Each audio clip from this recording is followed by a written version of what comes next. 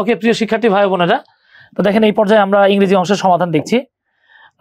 এখানে 131 নম্বর যে প্রশ্নটা ছিল, which of the following words can be used as a verb, নিচের কোন শব্দটা ভার্ব হিসেবে ব্যবহার করা হয় বা ভার্ব হিসেবে ব্যবহার করা যায়। দেখেন মোবাইল শব্দটা হচ্ছে আইদার নাউন অর অ্যাডজেক্টিভ। আপনি মোবাইল ফোন বললে বা মোবাইল বললে আপনি নাউন বা অ্যাডজেক্টিভ বোধ বলতে পারবেন। মিডিয়া শব্দটা হচ্ছে কি একটা নাউন। এই যে সুগার এবং স্যান্ড এই দুটোই ভার্ব হিসেবে ব্যবহৃত হতে পারে। আপনি এই মুহূর্তে যদি ক্যামব্রিজ ডিকশনারিতে চলে যান, আপনি সার্চ দিলে দেখবেন সুগার এবং স্যান্ড এই দুটোকে ক্যামব্রিজ ডিকশনারি ট্রানজিটিভ ভার্ব হিসেবে ব্যবহার করছে। সো এখানে খ এবং ঘ বোথ কারেক্ট। এখন বলতে পারেন ভাই আমি কোনটা নেব, যেহেতু দুটো কারেক্ট বুঝতেই পারতেছেন, যে কোনো একটা। ওকে, তো এই হিসাবে খ ঘ দুটোর যে কোনো একটা দিলেই আপনার আনসার কারেক্ট হিসাবে অ্যাকসেপ্ট করে নেওয়া উচিত, কারণ ক্যামব্রিজে দুটোই দেওয়া আছে। আচ্ছা, এবার যদি 132 তে চলে আসি আমরা, in which sentence like is used as a preposition, নিচের কোন সেন্টেন্সটাতে লাইক শব্দটাকে প্রেপোজিশন হিসেবে ব্যবহার করা হয়েছে। তো দেখেন ক সেন্টেন্সটাতে হি লাইকস, এই যে লাইকসটা ভার্ব হিসেবে ব্যবহার করা হয়েছে, সো আমরা বাদ দিলাম। আমাদের দরকার একটা প্রেপোজিশন হিসেবে ব্যবহৃত লাইক শব্দটা, তাই না?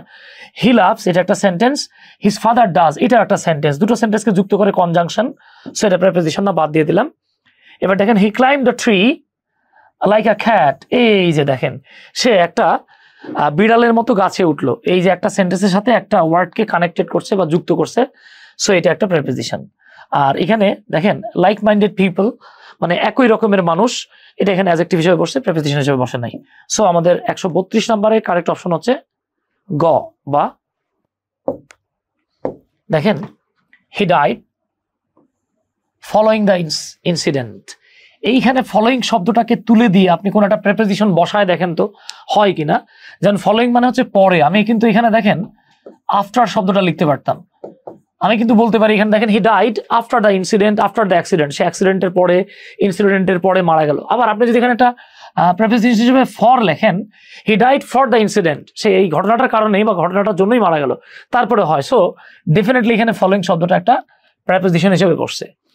এরপর আমরা যদি চলে আসি, দেখেন 134 number, writing a diary is a very good practice to develop the writing skill, writing স্কিলকে ডেভেলপ করার জন্য একটা অত্যন্ত ভালো প্র্যাকটিস বা অনুশীলন হচ্ছে ডায়েরি লেখা। তো ডায়েরি লেখা পুরোটার নিচে একটা আন্ডারলাইন করা, যার পর আমরা একটা ভার্ব দেখতে পাচ্ছি। তো আমরা জানি ভার্বের আগে যেই ফ্রেজটা থাকে সেটা ডেফিনেটলি একটা নাউন ফ্রেজ। ওকে, শুধু রাইটিংটা মার্ক করা থাকলেও আপনি এটাকে নাউন ধরতেন, যেটা জিরান্ড হিসেবে পরিগণিত হতো। এবার আমরা যদি 135 নং প্রশ্ন চলে যাই, এই প্রশ্নটা অনেক ভাই বোনদের জন্য একটু রাফ অ্যান্ড টাফ কোশ্চেন ছিল বলতে পারেন। Fill in the blank with the correct word, সঠিক ওয়ার্ড ব্যবহার করে আমরা সেন্টেন্সটাকে কারেক্ট করব। তো এখানে দেখেন হি লেই অন দ্য গ্রাউন্ড গ্রোনিং, সে আর্তনাদ করে চিৎকার করে গ্রাউন্ডে মাটিতে বা মাঠে পড়ে গেল। এখন দেখেন এখানে ইনজিউরিং যদি শব্দটা ব্যবহার করেন, ইনজিউর মানে হচ্ছে আহত করা, আঘাত দেয়া, কষ্ট দেয়া, আক্রান্ত করা। এখন দেখেন আপনি যদি এটাকে ইনজিউরিং বলতেন, তাহলে এখানে যেটা হতো ইনজিউরিং হিমসেলফ বলে একটা শব্দ আসতো, মানে নিজেকে কষ্ট দিয়ে, ব্যথা দিয়ে, মানে সে নিজেই নিজের কষ্ট দিল, যেটা আমি এইভাবে বলি আর কি অনেক সময় স্টুডেন্টদেরকে। তো ধরুন আমি একজন বোলার, আমি বল করতে গিয়ে বল ছুটে এসে আমার পায়ের আঙুলে পড়লো, আমি আহত হয়ে গেলাম, আমি আর্তনাদ করে মাটিতে পড়ে গেলাম। অথবা আমি একজন ব্যাটার, আমি ব্যাটিং করতেছি, ব্যাট চালাতে গিয়ে ধরুন ব্যাটের হ্যান্ডেল বা হাতল আমার থুত দিতে লাগলো, আমি পড়ে গেলাম, কাতরাতে থাকলাম। ঠিক আছে, সেক্ষেত্রে দেখেন নিজে যখন কোনো কাজ করো তখন কিন্তু আমাদেরকে প্রোনাউন হিসেবে রিফ্লেক্সিভ প্রোনাউন লিখতে হয়। যেহেতু এখানে ইনজুরিং হিমসেলফ নাই, সো খ নেওয়ার সুযোগ নাই।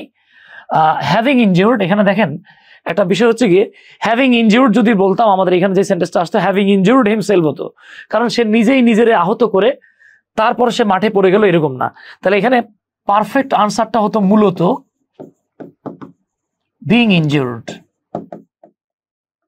আক্রান্ত হয়ে, আঘাতপ্রাপ্ত হয়ে। বাট এখানে বিং ইনজিউরড যেহেতু দেয়া নাই, তাই আমরা জাস্ট এই প্রোনাউনটার বা এই সাবজেক্টটার একটা জাস্ট মডিফায়ার হিসাবে, প্রি মডিফায়ার হিসাবে আমরা ইনজুরডটাকে নিতে পারি। বাট এটা পারফেক্ট আনসার হতো গিয়ে আপনার বিং ইনজুরড, যেটা এখানে দেয়া নাই, সো ইনজুরড হবে।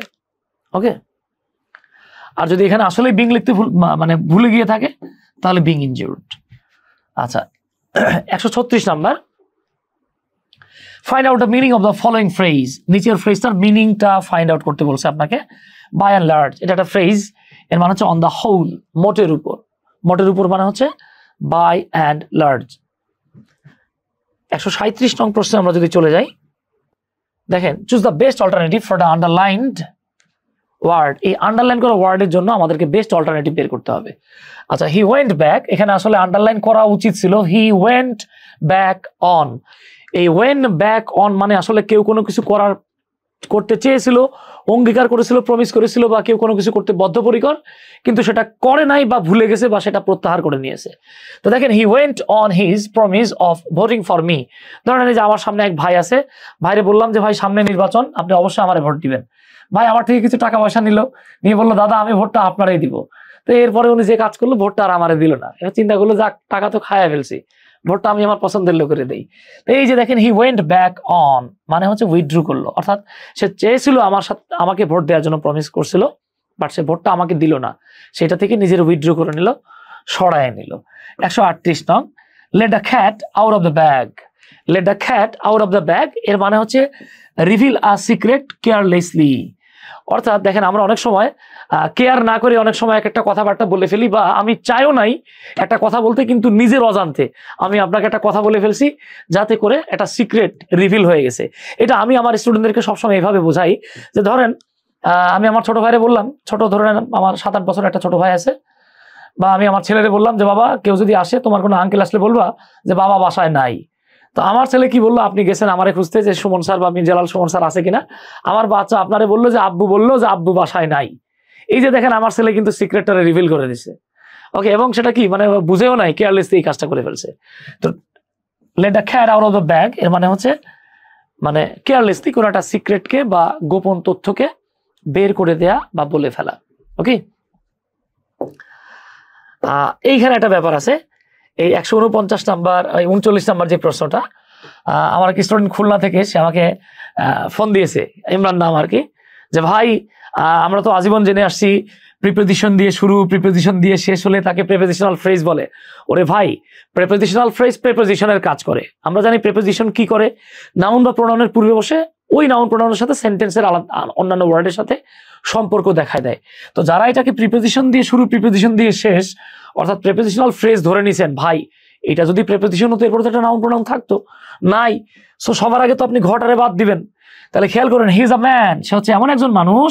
এই যে মানুষ একটা নাউন, তো যে জিনিসটা বা যে ওয়ার্ডটা নাউন সম্পর্কে তথ্য দেয় তাকে আমরা অ্যাডজেক্টিভ বলি। যেহেতু এটা পুরো ফ্রেজ নাউন সম্পর্কে তথ্য দিচ্ছে, সো ডেফিনেটলি এটা একটা অ্যাডজেক্টিভ ফ্রেজ। এটা জানার জন্য আমাদের আসলে রকেট সায়েন্স জানা লাগে না। অর্থাৎ হি ইজ আ ম্যান, সে এমন একজন মানুষ যার উপরে নির্ভর করা যায় বা নির্ভর করার মতো একজন মানুষ। ওকে, আচ্ছা আসেন এবার আমরা 140 নং প্রশ্নে চলে যাই। এই 140 নম্বর প্রশ্নটাতে আমি দেখলাম অনেকে এটা সমাধান দিয়েছে এবং কনফিডেন্টলি তারা ভুলভাল সমাধান দিয়ে আসছে। এটা আসলে খুব দুঃখজনক।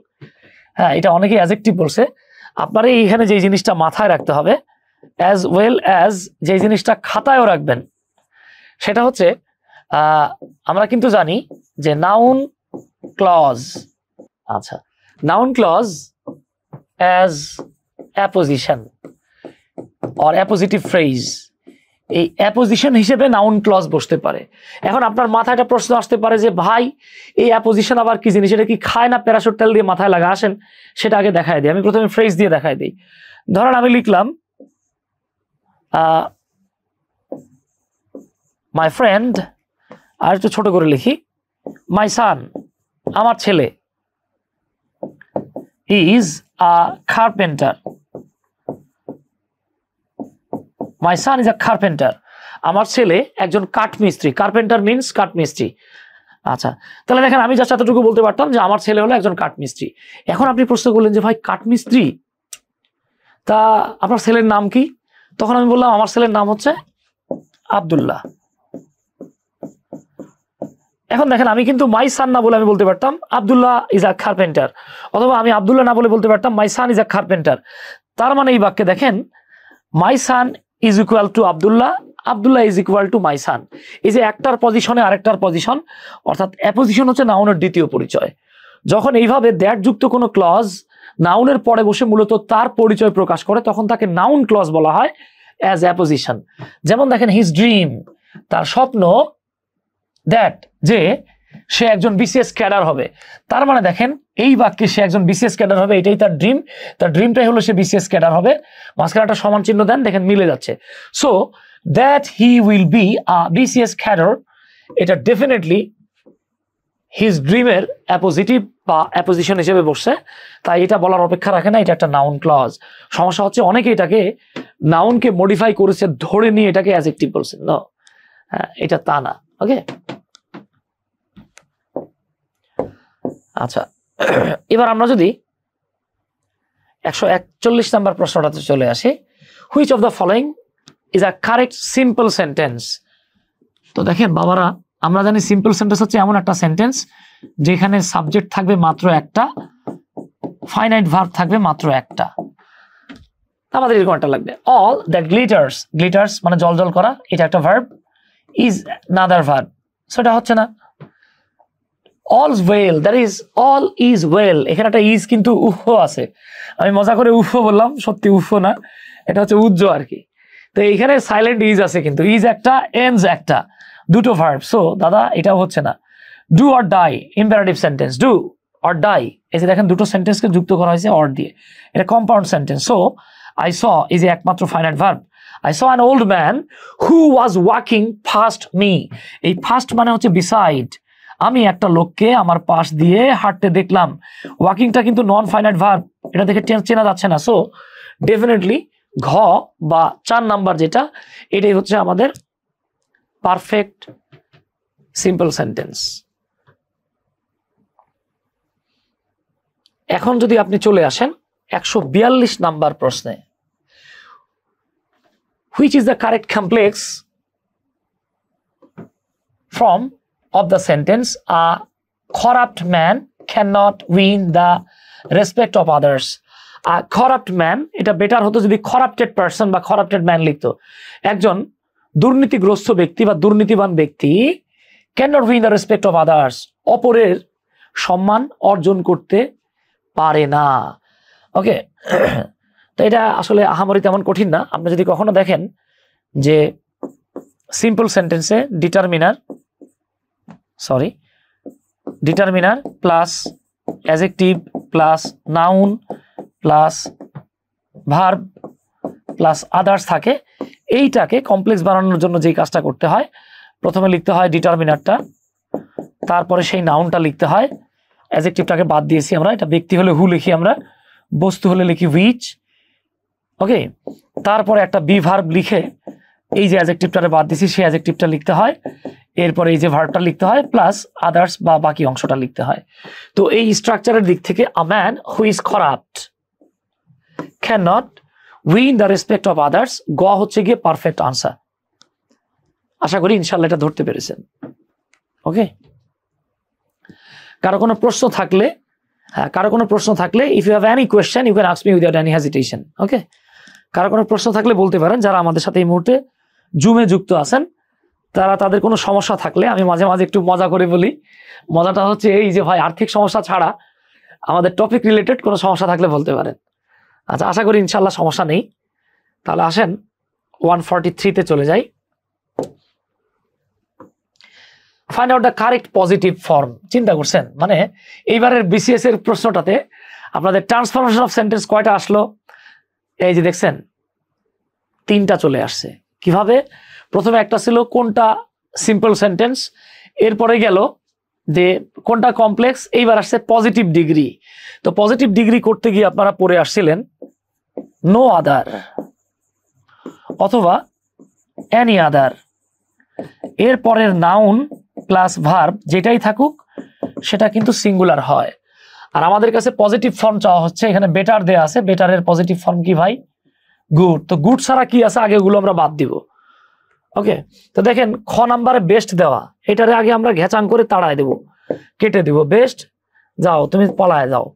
এবার দেখেন এনি আদার থাকলে মাননীয় স্পিকার প্লেয়ার্স হওয়ার কোনো সুযোগ নাই, এটাও চলে যাবে। এবার দেখেন এনি আদার প্লেয়ার থাকলে আর হওয়ার কোনো সুযোগ নাই, ঘও কাটা। তাহলে কারেক্ট কোনটা? এই যে লালডা না কালাডা? ডেফিনেটলি লালডা, মানে 1 নাম্বারটা। ওকে, তাহলে আমি ধরে নিচ্ছি ইনশাল্লাহ যতগুলো প্রশ্ন আমরা দেখালাম এগুলো আপনার সাথে মিলায়ে নিয়েছেন। এইবার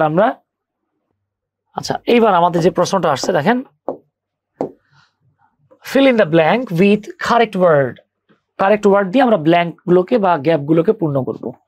144 the submarine dipped to avoid. আচ্ছা, আপনারা হয়তো জানেন যে কিছু ভার্ব আছে যে ভার্বগুলোর পরে আরেকটা ভার্ব চলে আসলে তার সাথে আইএনজি যোগ করতে হয়। তো আমরা ক্লাসে আমাদের ভাই বোনদের সাথে আলোচনা করেছিলাম, মাথায় রাখেন, শুরু করা, শেষ করা, পছন্দ করা ও অপছন্দ করা, এই ভার্বগুলোর পরে আরেকটা ভার্ব থাকলে সেটা জিরান্ড হয়, দ্যাট মিনস আইএনজি যোগ করতে হয়। ওকে, আইএনজি যোগ করতে হয়। তাহলে দেখেন, এখন বলতে পারেন স্যার অ্যাভয়েড করা তো অপছন্দ করা না। হ্যাঁ, এটা সরাসরি না, একটু গুলায় মানে একটু মিলায় নিলে হবে। যেমন আমরা কিন্তু তাকে অ্যাভয়েড করি যাকে আমরা অপছন্দ করি, পছন্দ করলে আপনি তারা অ্যাভয়েড করবেন না। ওকে, তাহলে দেখেন এই যে অ্যাভয়েড ভার্বটার পরে যে ভার্ব থাকবে আমার তার সাথে আইএনজি যোগ করতে হবে। সো আমি সি এবং সিন, দ্যাট ইজ ক এবং ঘ, এই দুটো বাদ দিব। এবার বাকি থাকলো সিইং আর একটা থাকলো বিং সিন। অ্যাক্টিভ হলে সিইং হবে, বিং সিং হবে, বিং সিন হবে প্যাসিভের ক্ষেত্রে। ওকে, এছাড়া আপনারা হয়তো জানেন যে বিং এবং হ্যাভিং এই শব্দগুলোর পরে যে ভার্ব থাকে সেটা V3 হয়। তাহলে দেখেন সাবমেরিনটা যাতে এনিমির প্লেন বা শত্রু প্লেনটা যাতে সাবমেরিনকে দেখতে না পায়, তাই তো সেটা কি করলো, ডুব দিল। এখন বলেন তো এই সাবমেরিন কি নিজে দেখবে? দেখবে না, এটা অ্যাক্টিভ না প্যাসিভ, তার মানে তাকে যাতে দেখা না যায়, বিং সিন। সো 144-এর 3 বা গ হচ্ছে কারেক্ট অপশন। এবার 144-এ যদি আসেন, ইন ফিয়ার অফ, আমরা জানি টু ছাড়া অন্যান্য যে প্রেপোজিশনগুলো, এই প্রেপোজিশনগুলোর পরে ভার্ব থাকলে আইএনজি যোগ হয়। আর আমরা নর্মালি জানি টু এর পরে ভার্বের বেস ফর্ম হয়। তবে কিছু টু আছে, like with a view to, get use to, look forward to, addicted to, lesson to, committed to, object to, এই টুগুলোর পরে আইএনজি যোগ হয়। এখানে টু নাই, অফ আছে, তার মানে আমার আইএনজি যুক্ত একটা ভার্ব লাগবে। তো আইএনজি যুক্ত আছে নাই কোনটাতে? খতে। তাহলে আমরা আগে ক্যান্সেলেশন করলাম, এবার সিলেকশন প্রক্রিয়ায় যাই।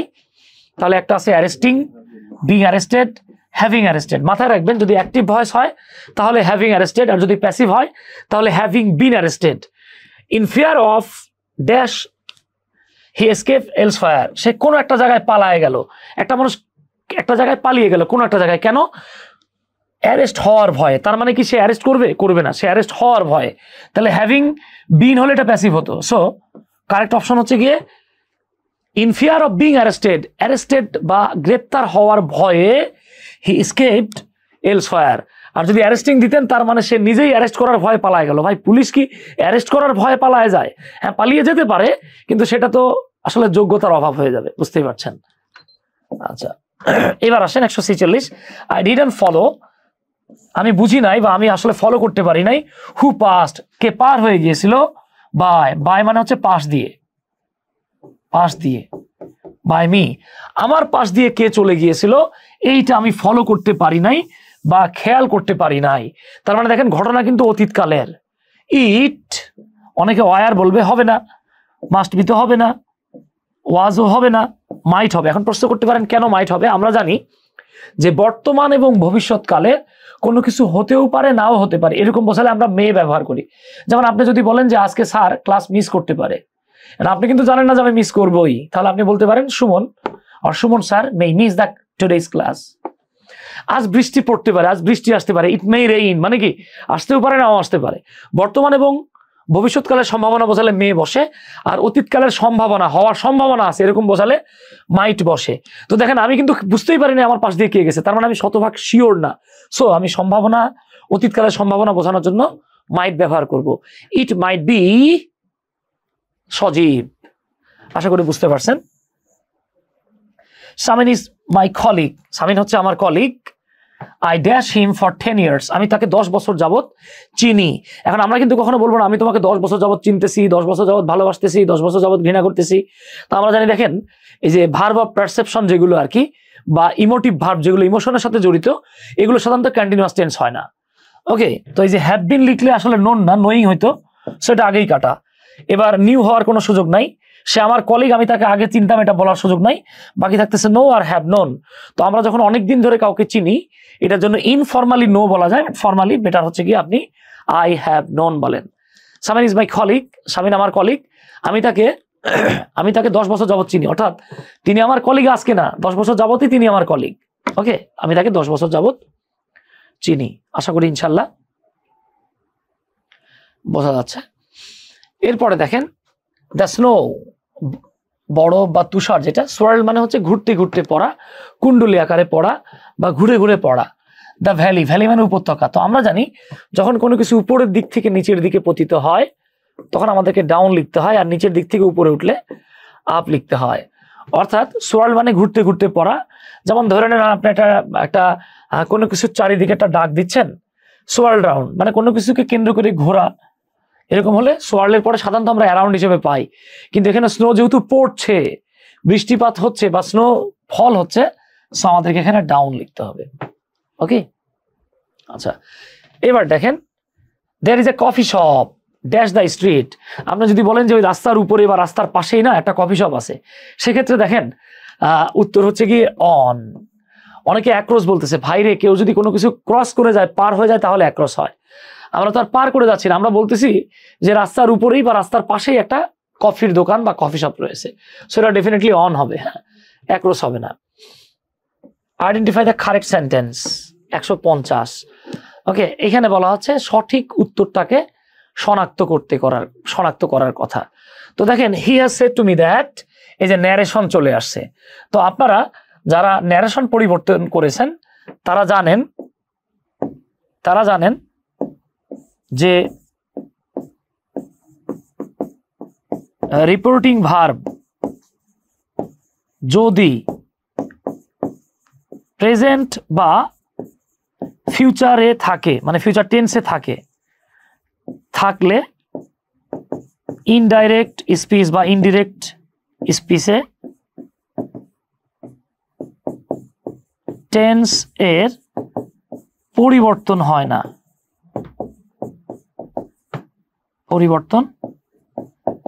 না, যেমন he said I am sick, said past টেন্সে আছে, আপনি কি লিখবেন? He said that he was sick. কিন্তু যদি এরকম থাকে he says I am sick, তখন এই যে সেজ প্রেজেন্ট টেন্সে থাকার কারণে আমরা টেন্স চেঞ্জ করতে পারবো না। এই যে দেখেন he has said to me, ভাই হি হ্যাজ সেড টু মিও আছে, হি হ্যাজ টোল্ড মিও আছে। তো আমরা জানি যখন টোল্ড এবং সেড টু দুটোই থাকবে তখন অটোমেটিক্যালি সেড টু বাদ হয়ে যাবে। ওকে, আর এখানে হ্যাজ প্রেজেন্ট টেন্স থাকায় সেড টু না নিয়ে আমরা ইনট্রানজিটিভ ভার্বের পরিবর্তে ট্রানজিটিভ নিলাম, he has told me that. আর এখানে দেখেন হি উইল, এটা উড হলো না, কেন হলো না? কারণ প্রেজেন্ট টেন্সে আছে। সো খ কারেক্ট। এখানে হি হ্যাজ টোল্ড মি, যে উড চলে আসছে, হবে না। ডিতেও সেম অবস্থা, উড চলে আসছে, হবে না। তাহলে কারেক্ট অপশন হচ্ছে গিয়ে খ। ওকে, আচ্ছা ইনশাল্লাহ পারবেন, আপনারা বুঝতে পেরেছেন ধরে নিচ্ছি আর কি। আচ্ছা 151 নাম্বার, এটা ব্যাখ্যা করতে গেলে হিউজ টাইম লাগবে, আমি ব্যাখ্যায় যাচ্ছি না, আমি জাস্ট আপনাদেরকে বলে দেই এটা মূলত কোন অংশের আলোচনা দেখলে আপনি ভালো বুঝবেন। এটাকে বলা হয় ড্যাংলিং মডিফায়ার।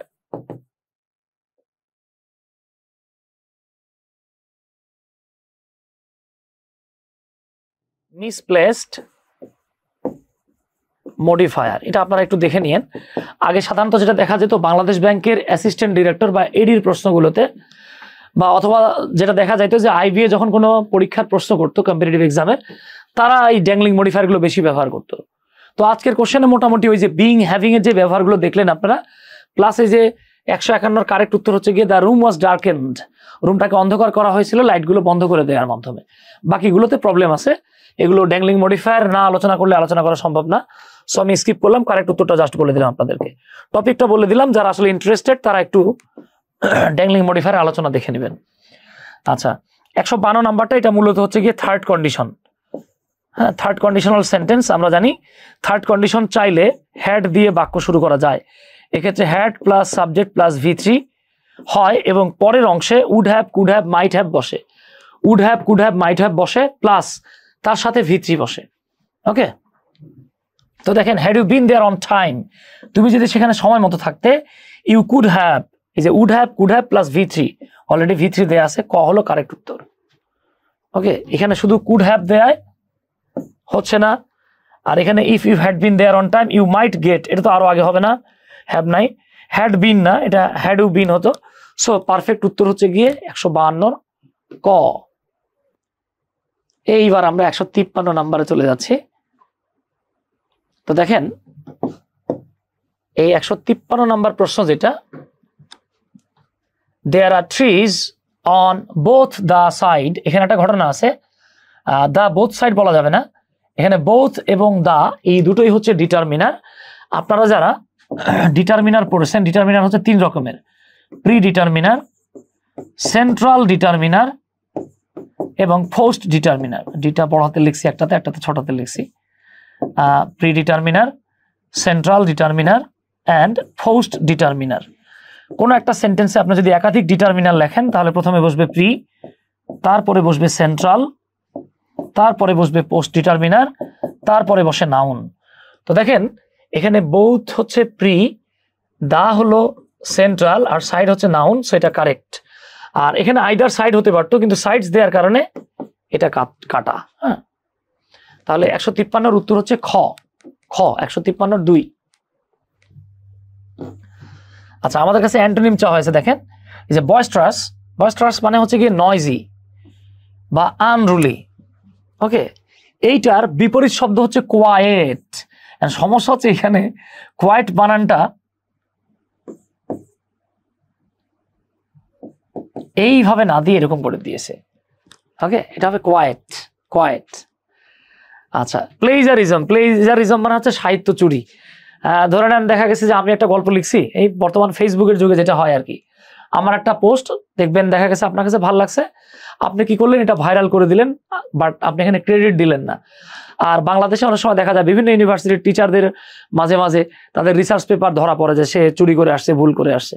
তো প্লেজারিজম মানে হচ্ছে কারো কাজকে নিজের কাজ বলে চালিয়ে দেওয়া, the act of using someone's or someone else idea as one's own। কারো আইডিয়াকে, কারো কোনো লেখাকে, সাহিত্যকে, এটা মানে হচ্ছে সাহিত্য চুরি, নিজের বলে চালিয়ে দেওয়ার নামই হলো প্লেজারিজম। ওকে, এইবার আমরা চলে আসছি আমাদের সাহিত্য অংশে।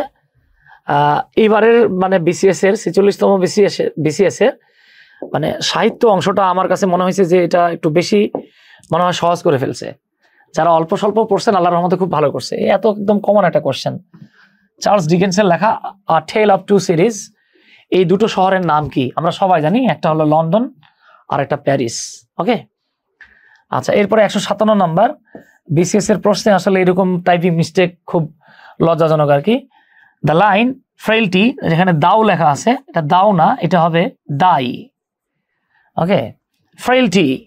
হ্যাঁ, আরেকবার তো বিসিএস এর কোশ্চেনে ফ্রেইলটি না লিখে ফ্রেইলিটি লিখছিল। ওকে, তো দেখেন ফ্রেইলটি ভঙ্গুরতা, কপটতা। Your name is women. Okay, এইটা হ্যামলেটের, হ্যাঁ, এই হ্যামলেট ড্রামা থেকে শেক্সপিয়ারের একটা উক্তি আর কি, যে ভঙ্গুরতা, তোমার অপর নাম হচ্ছে নারী, অথবা নারী তোমার দ্বিতীয় নাম বা অপর নামই হচ্ছে কপটতা, ভঙ্গুরতা। এখন আমরা যদি 158 নাম্বার প্রশ্নে চলে যাই, তাহলে বলা হচ্ছে হু কম্পাইলড অ্যান ইংলিশ ডিকশনারি। ইংরেজি ডিকশনারি সর্বপ্রথম কম্পাইল্ড করে কে, সংকলন করে কে বা লেখে কে, যেই বলেন, এটা হচ্ছে স্যামুয়েল জনসন। এটা খুব কমন কোশ্চেন ছিল, সবাই পেরেছেন আমি আশা করি। 159 নাম্বার যে প্রশ্নটা, নিচের কোনটা পোয়েট্রি বা কাব্য স্টাইলে বা কবিতার আকারে লেখা নয়? ভাই, সনেট আমরা জানি কবিতার আকারে লেখা, ব্যালাডও আমরা জানি, এপিকও জানি। টেইল মানে হচ্ছে গল্প, গল্প তো আর কবিতা আকারে লেখা থাকে না। হ্যাঁ, গল্পের মাঝখানে 2-4 লাইন কবিতা থাকতে পারে, গল্প আলাদা জিনিস। সো 159 নাম্বার যে প্রশ্নটা, এটা ডেফিনেটলি আপনি টেইল ধরে নেবেন। এরপরে খুবই বিখ্যাত একটা লাইন কিং লিয়ারের, সেটা হচ্ছে I am a man more synod against than seeing. অর্থাৎ আমি এমন একজন মানুষ যে যতটা না পাপ করেছি, যতটা না অন্যায় করেছি, তার চেয়ে বেশি আমার সাথে অন্যায় করা হয়েছে। ওকে, খুব বিখ্যাত একটা লাইন, এটা কিং লিয়ার থেকে নেয়া। হ্যাঁ, ওকে, উইলিয়াম শেক্সপিয়ারের। এরপর 161-তে যদি চলে আসেন, which event influenced the literature of the romantic period. এই যে রোমান্টিক এইজের বা রোমান্টিক পিরিয়ডের সাহিত্যকে কোন ঘটনাটা ইনফ্লুয়েন্স করেছে? এটা অনেক কমন একটা প্রশ্ন ছিল। ওকে, ফ্রেঞ্চ রেভলিউশন।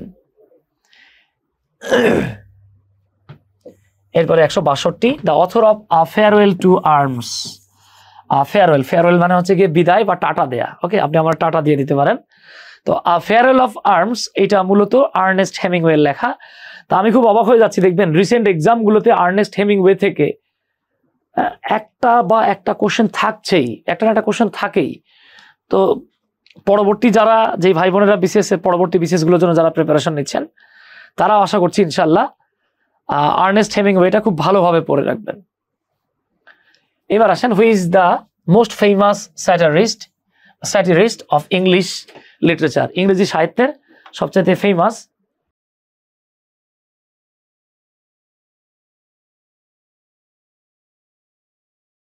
সবচেয়ে বিখ্যাত স্যাটার লেখেন কে? ওকে, স্যাটার মানে হচ্ছে গিয়ে কোনো ব্যঙ্গ বা কৌতুকের মাধ্যমে সমাজের দোষ গুণ বা কারো ভুল ত্রুটি ফুটিয়ে তোলা। এখানে আপনার জোনাথন সুইফট সুপার একজন লেখক, ওনার বই পড়লে আপনি মানে ওয়ান সিটিং রিডিং অর্থাৎ এক বসায় না পড়ে উঠতে পারবেন না। এবার বলা হচ্ছে দেখেন, which period is known as the golden age of English literature? ইংরেজি সাহিত্যের সোনালী যুগ কোনটা? এইটা আর আসলে বলার কিছু নাই, এটা হচ্ছে এলিজাবেথান এজ। ওকে ওস্তাদ, তাহলে আসেন এবার আমরা আমাদের লিটারেচারের লাস্ট প্রশ্ন, which novel is written by an Indian novelist? হ্যাঁ, এই যে নভেলগুলো দেখতে পাচ্ছি নিচের কোনটা একজন একজন ভারতীয় উপন্যাসিকের দ্বারা লেখা? The ministry of utmost happiness, এটা লিখেছেন অরুন্ধতী রয়, যাকে আমরা অরুন্ধতী রায় নামেই চিনি আর কি। ওকে আচ্ছা, তাহলে এই ছিল আমাদের ইংরেজি অংশের সমাধান। ভাই স্যারেরা কি কথা বলবে? এই ছিল আমাদের ইংরেজি অংশের সমাধান। আপনাদের কারো কোনো প্রশ্ন থাকলে আপনারা আমাকে প্রশ্ন করতে পারেন। ওকে, যারা আমাদের সাথে জুমে যুক্ত আছেন তারা আপনাদের কারো যদি কোনো প্রশ্ন থাকে আমাদের সাথে আপনাদের প্রশ্ন শেয়ার করতে পারেন। তো ঠিক আছে, সবার অলরাউন্ড সাকসেস কামনা করছি, উইশিং ইউ অলরাউন্ড সাকসেস। ইনশাল্লাহ পরবর্তী কোনো একটা ক্লাসে আপনাদের সাথে আমাদের দেখা হয়ে যাবে।